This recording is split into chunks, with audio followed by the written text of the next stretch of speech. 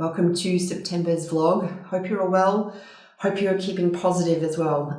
So today I'd like to talk to you about three main areas. The first one being the market, the second one being some future hurdles that we might face, and of course about EST10.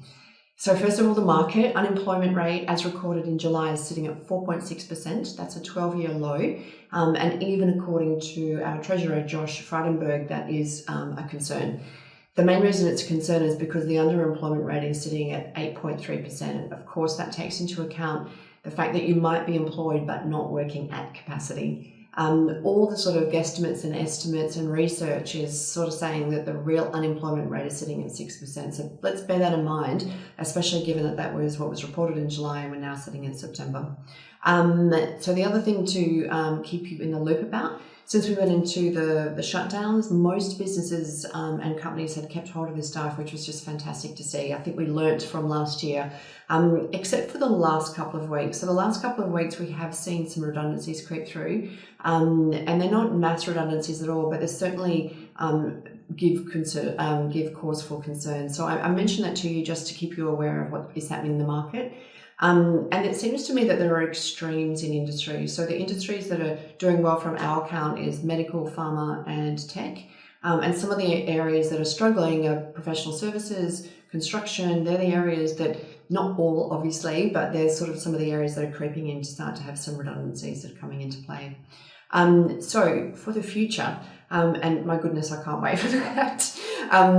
So what to look for when we move back to sort of outside of our restrictions and moving back to the office. The first one is that transition back to the office.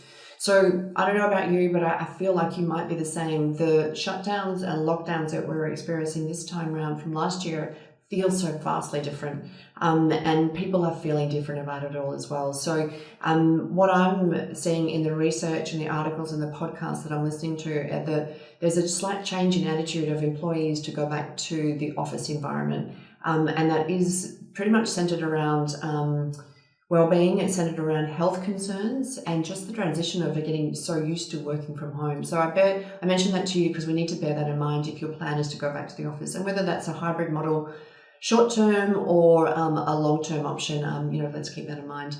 Employee engagement as well is linked heavily then also to staff retention. The reports that I read are that we can be anticipating some resignations moving forward, and I really hope that is not the case, because I'm all about staff retention and keeping people in employment, keeping people in jobs, keeping people in the companies that they're in. So let's bear that in mind. Staff engagement is going to be critical for your staff retention moving forward. Changing attitudes, we've spoken about that. Training, how could I forget? So critical. If you are hiring, then please do be thinking about what you are doing for your onboarding, which is linked, of course, to the engagement and your training. And I say this from my personal experience. We've made 2 hires over the last 6 weeks, and we have just been so focused on making sure we've given them the very best possible training and onboardment that we can. I'm delighted also to say to you that the 2 hires are fantastic. Kaylee and Anita, welcome, and I can't wait for you to meet them as well. They're fantastic.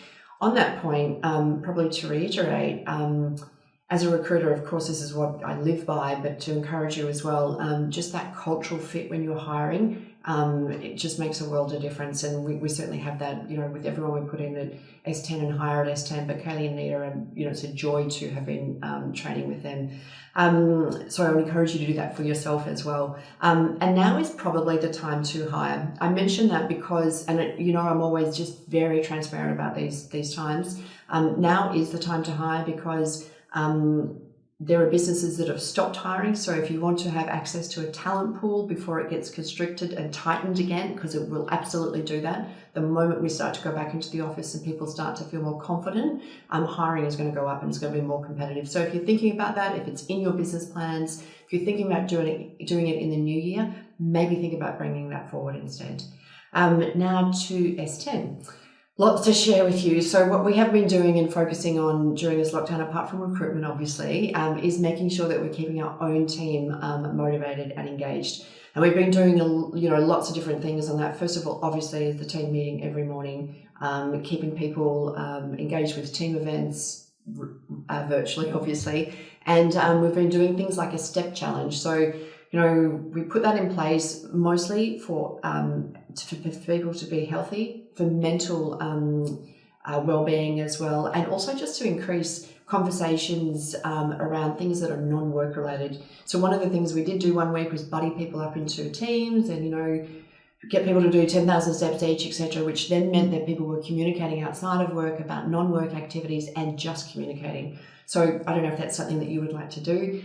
We've also had a Spotify account, so everybody's contributed to their own music. So when we're going for walks or runs in the morning, we've got all these different beautiful songs that are coming through. And I certainly know when I'm listening, I'm like guessing who that could be from the team that have put that through. So I'd like to share that with you as well. Our masterclasses are continuing and are so incredibly popular. So the next one that's coming through is on the 9th of September for Are You OK Day. Michelle is presenting for us. She's a nutritionist. She's going to be talking about all the things that might be lurking in your food that can impact and affect you.